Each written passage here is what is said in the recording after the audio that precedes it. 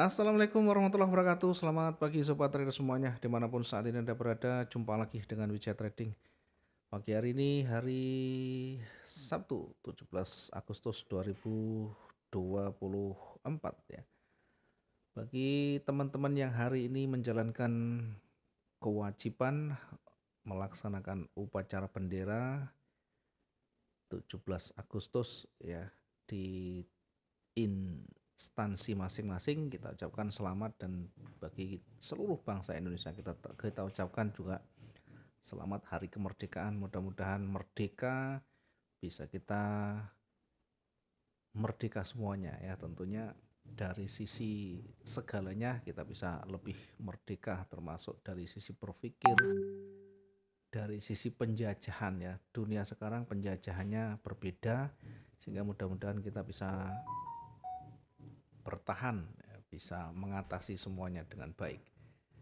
Selamat bagi teman-teman yang dipilih menjadi peserta kehormatan ya, pengibar bendera pusaka. Kita akan melanjutkan untuk pemetaan hari ini. Mungkin sebagian orang tidak monitor, kita akan sampaikan sebelum detik-detik upacara jam 10 nanti. Kita akan mencoba untuk mereview dulu beberapa pair utama yang kita analisakan sebagai bentuk koreksi dan pembelajaran kita, bukan untuk pinter-pinteran, bukan untuk show of force ya, tunjuk kebolehan, tapi untuk memperbaiki kualitas trading kita menjadi lebih baik lagi. Bagi teman-teman yang bergabung di dunia trading, yang baru menekuni dunia trading, baru menemukan channel Wijaya Trading, jangan lupa subscribe, like, dan share videonya. Bagi teman-teman keluarga Wijaya Trading, ya kita ucapkan selamat. Kemarin juga bisa maksimum ya, banyak laporan sudah bisa maksimum. Meskipun di awalnya sempat tersentuh dan melakukan recovery, tapi secara umum mereka sudah bisa recover dengan baik. Kita akan mengevaluasi dulu di XAUUSD. Kalau kita amati kemarin pergerakannya ya, di awal itu sempat konsolidasi ya. Jadi kita ingatkan di area konsolidasi, maka kita perhatikan kemana akan lebih condong, breaknya kemana.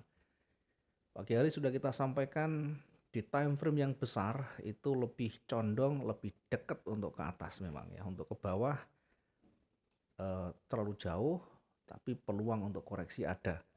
Dari sisi global masih cenderung bergerak naik emas ya.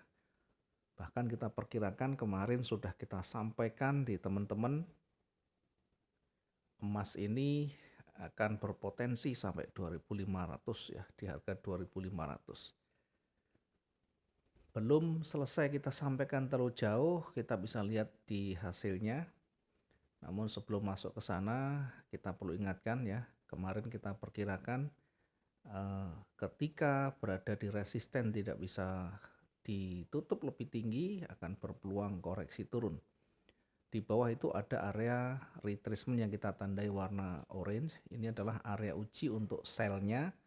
Jadi ketika nanti ternyata tidak bisa ditutup lebih rendah, maka harus kita mengambil satu tindakan, satu kebijakan recovery atau menempatkan risk management kita, karena bisa jadi tidak mampu menembus area retracement itu, kekuatannya sudah mulai melemah dan akan kembali didominasi oleh bullish ya. Tentu dengan melihat nanti perjalanan candle yang terbentuk ya. Ketika dia bergerak naik akan selalu ketemu dengan deretan candle bullish yang muncul.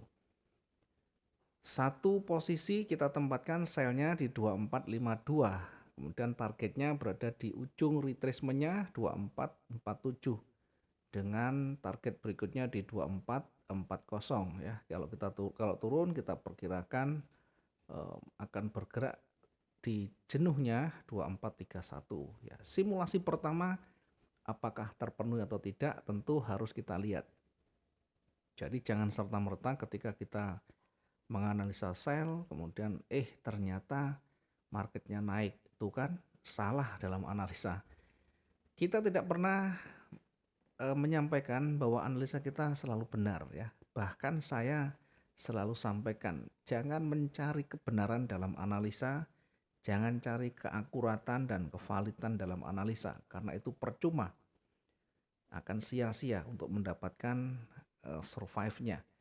Karena yang paling penting, perhatikan, pelajari, dan ikuti dinamikanya. Selalu kita juga sampaikan, pasar itu mau bergerak naik atau turun, pasti ada petunjuk yang akan muncul di sana. Hanya kita jeli apa enggak melihatnya. Nah, sebagai contoh, satu posisi sell tersentuh di sini. Kemudian sempat koreksi ya, sempat bergerak naik. Apakah kalau seperti ini kita akan close, kita akan biarkan, kita tunggu sampai nanti turun lagi? Maka perlu pemahaman dari sisi teknikal. Perhatikan area penting, perhatikan bagaimana trigger untuk entry. Perhatikan pembalikan itu seperti apa cirinya. Kemudian high dan low-nya bagaimana. Pertarungan candle merah dan hijau itu bagaimana. Atau karakteristiknya seperti apa. Selama kita masih belum memahami, yang kita cari adalah analisa yang valid, yang pas dan tepat, ya selama itu pula kita akan sulit untuk bertahan. Coba kita ingat-ingat apakah kita masuk di kategori yang seperti itu atau kita sudah mampu untuk membaca semua. Jadi membaca semua itu artinya dalam kondisi salah pun tetap nanti kita bisa recovery, bahkan bisa profit juga. Dengan tetap melihat kondisi marketnya, dengan tetap melihat teknikalnya.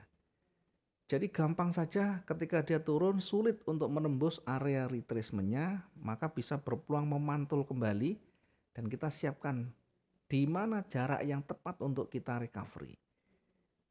Nah, berapa yang ideal? Tidak ada kata ideal, karena ideal itu ada dalam pengalaman masing-masing. Tidak satu orang pun bisa memberikan angka yang pasti dan itu berlaku umum. Tidak bisa. Karena tergantung stylenya. Misalkan saya membatasi 300 di atasnya, 30 pips di atasnya. Apakah itu termasuk yang ideal? Tidak selalu bisa begitu. Bagi saya cocok, bagi saya ideal, bagi orang lain belum tentu ideal. Jadi untuk mencari risiko yang ideal, titik recovery yang ideal, bagaimana kita nanti berselancar, bagaimana kita mengeksplor dari pengalaman kita. Nah, biasanya teman-teman di kisaran 400 di atasnya melihat kondisi dinamika ya, 400 sampai 500 itu kita sudah lakukan recovery. Jadi kemarin bahkan sudah kita ingatkan, di mana recovery-nya Pak? Ada sebagian yang bertanya. Ya, kita sampaikan di antara 56, 57 kita sudah recovery. Sampai di mana? Sampai di area warna kuning. Itu selesai dulu. Artinya pastikan itu ditembus ya. Kalau tidak ditembus maka segera exit. Kalau ditembus bagaimana? Kalau ditembus maka ceritanya lain lagi ya. Kondisinya maka struktur naik itu mulai kita atur. Naik itu naik, kemudian koreksi turun, kemudian break lagi.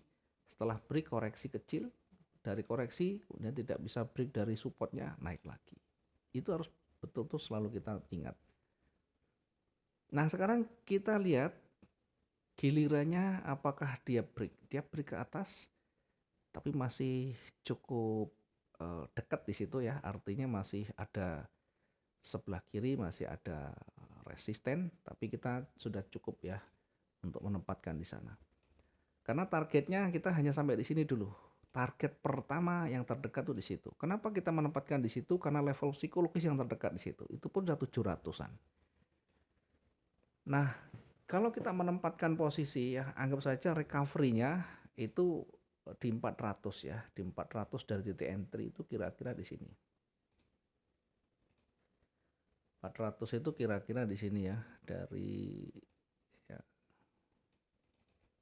Oke, kira-kira di sini. Kalau kita recovery di situ, saya pastikan akan bisa keluar dengan baik, akan bisa profit, tetap saja bisa profit. Artinya recovery di situ berarti buy-nya bukan di sini, buy-nya di sini. Baik itu menggunakan sweep maupun averaging, ya silahkan pilihannya. Kalau sweep mungkin lotnya bisa sama, kalau averaging lotnya sudah berbeda ya. Jadi yang kita lakukan ketika posisi yang kita tempatkan sudah berubah dan dinamikanya sudah berubah, maka segera lakukan recovery dan diusahakan exit dulu. Baru setelahnya kita bisa menempatkan posisi baru lagi ya. Itu kalau sudah kena satu posisi. Kalau yang bawah mungkin belum masuk posisi, maka kita tinggal menunggu breaknya. Jadi ketika sudah ada hijau yang sudah mulai signifikan dari sisi high dan low-nya menuju ke atas, maka tren naik ini akan berlaku. Setelah ini naik akan koreksi dulu. Nah, ternyata tidak ada koreksi, ada kekuatan yang mulai melemah, tapi tidak ada petunjuk yang lebih signifikan untuk dia koreksi merah. Bahkan kita ingatkan kemarin teman-teman ketika ada rejeksi seperti ini ada banyak bertanya, Pak itu ada tanda pembalikan? Iya, tanda pembalikan. Tapi tidak cukup untuk kita entry sell karena tidak ada konfirmasinya.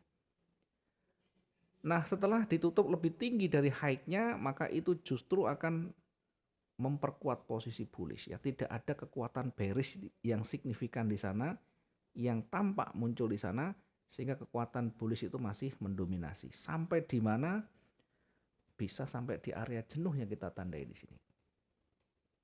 Ya, kenapa kita tidak menyampaikan sampai di 2500 ya? Tentu untuk kehati-hatian mengingat dari sisi histori yang beberapa hari yang sebelumnya tidak terlalu jauh sehingga kita antisipasi dengan area jenuh di situ. Itu pun kalau kita menempatkan posisi sudah lebih dari cukup ya. Jadi kita tidak pernah tahu kalau dia lebih tinggi lagi, lebih rendah lagi. Yang penting kita bisa menempatkan posisi, target terpenuhi, selesai. Apakah dia naik lagi atau berbalik turun, itu urusan lain. Ya, kira-kira seperti itu. Nah, ternyata dia lebih tinggi lagi, tapi sudah berada mendekati jenuh. Bagi saya ini sudah titik tertingginya. Kalau kita lanjut lagi, ya bisa saja. Tetapi tentu waktu kita perhatikan, kita pertimbangkan. Juga hari Jumat ini mau tutupan sehingga perlu hati-hati di jam-jam sudah cukup malam ya. Dengan demikian satu hari kemarin sekalipun satu posisi kena bisa recovery dengan baik dan itu sudah dibuktikan teman-teman ya, bukan saya sendiri.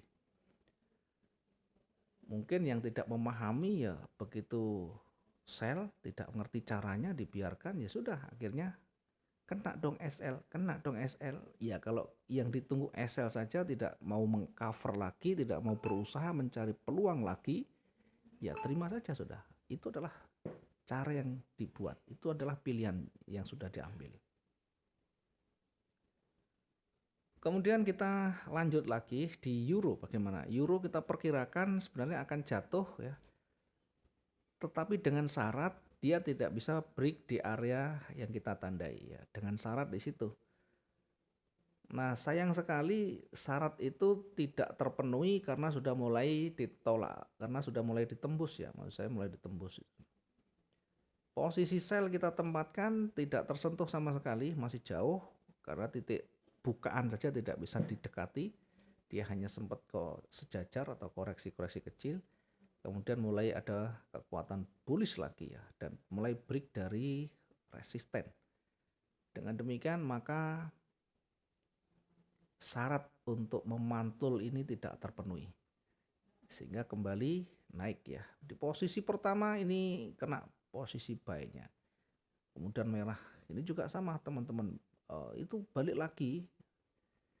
Selama masih dalam perhitungan, selama masih berada di area pentingnya. Nah, dalam hal ini berada di sekitaran support ya. Masih retest. Sehingga kalau naik jangan lupa, naik itu selalu naik, kemudian koreksi, setelah koreksi naik lagi, kemudian retest. Ya, kalau udah retest, baru berikutnya nanti naik lagi. Nah, seperti ini, kira-kira begitu. Nah, perhatikan dari sisi struktur, sekecil apapun kita bisa melihat dari sisi koreksinya. Sampai di target kedua selesai sudah. Kemudian yang euro ini ya, yang pound sterling bagaimana pound sterling ya? Pound sterling sama ya, kita perkirakan akan jatuh tentu dengan syarat ketika tidak mampu ditutup lebih tinggi dari resisten. Nah, sehingga selnya kita tempatkan menjauh ya, selnya menjauh. Nah, jika syarat itu tidak terpenuhi, maka berikutnya kita lihat apakah dia break. Ternyata dia mulai break dari resisten.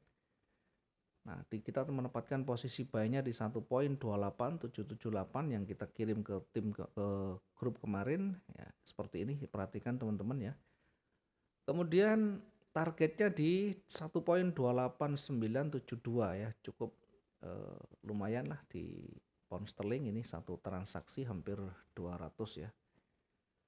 Kemudian setelah itu kita perkirakan ketika koreksi, jadi begitu naik kemudian koreksi lagi, namanya koreksi itu kan ya masih ya, melawan kecil ya, dan selanjutnya kembali naik. Nah, kita perkirakan naiknya karena kita hanya di target yang kedua, kita tidak mencari titik jenuhnya ya, yang penting target itu terpenuhi. Mungkin ini kita bisa review, mudah-mudahan bisa menjadi inspirasi, menjadi pembelajaran buat teman-teman yang kemarin mungkin masih belum bisa maksimal.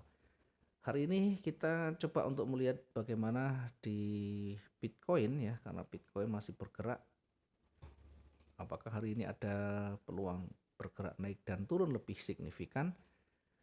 Masih konsolidasi, satu hari kemarin ditutup dengan buy dan sell-nya ini sama atau sejajar. Jadi ada namanya double top di sana ya. Apakah juga berlaku? Tentu kita akan mengujinya dengan menempatkan strukturnya ya. Kita cari seperti ini. Nah, ini adalah struktur naik. Sekarang di posisi koreksi dan pada akhirnya akan kembali naik. Nah, tergantung nanti di resisten apakah nanti dilewati apa enggak. Kita menempatkan langsung di atasnya untuk posisi buy-nya. Buy-nya kita tempatkan di 59920.07.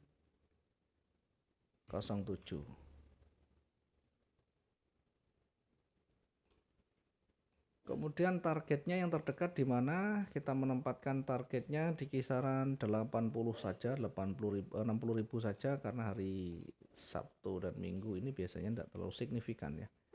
Kemudian nanti target berikutnya baru lebih tinggi. Nih target yang pertama berada di 606.25.51, kemudian di target berikutnya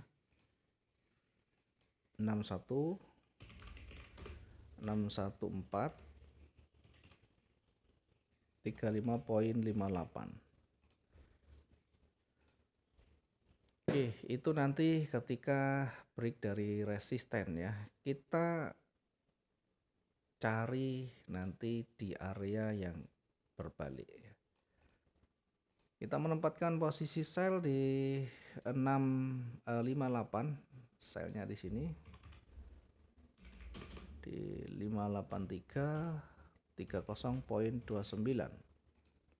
Kemudian kita targetkan tidak usah terlalu jauh, tidak usah muluk-muluk, di 60.000 saja, di kisaran 576 77.73. Kemudian berikutnya kalau dia nanti masih kuat, kita targetkan lagi, kita akan targetkan kembali di 569 ya, 569 46.41 ya. Ini masih tidak terlalu jatuh ya, tidak terlalu tinggi juga ya. Jadi kalau dia turun ada tanda-tanda pembalikan, break dari supportnya, kita perhatikan apakah nanti break juga di support selanjutnya. Nah, kalau dia tidak mampu akan seperti ini kira-kira. Ini untuk di Bitcoin, mudah-mudahan nanti teman-teman yang masih setia ya, masih setia dengan Bitcoin dan mengisi hari liburnya, hari Sabtu dan Minggu, silakan bisa mencoba dan menguji di Bitcoin atau kripto. Terima kasih teman-teman semuanya, mudah-mudahan hari ini kita bisa mendapatkan yang terbaiknya. Apapun yang kita lakukan, mudah-mudahan yang terbaik kita dapatkan. Terima kasih. Jangan lupa buat teman-teman yang baru bergabung, sekali lagi tekan tombol subscribe, like, dan share videonya. Assalamualaikum warahmatullahi wabarakatuh. Salam profit dua arah.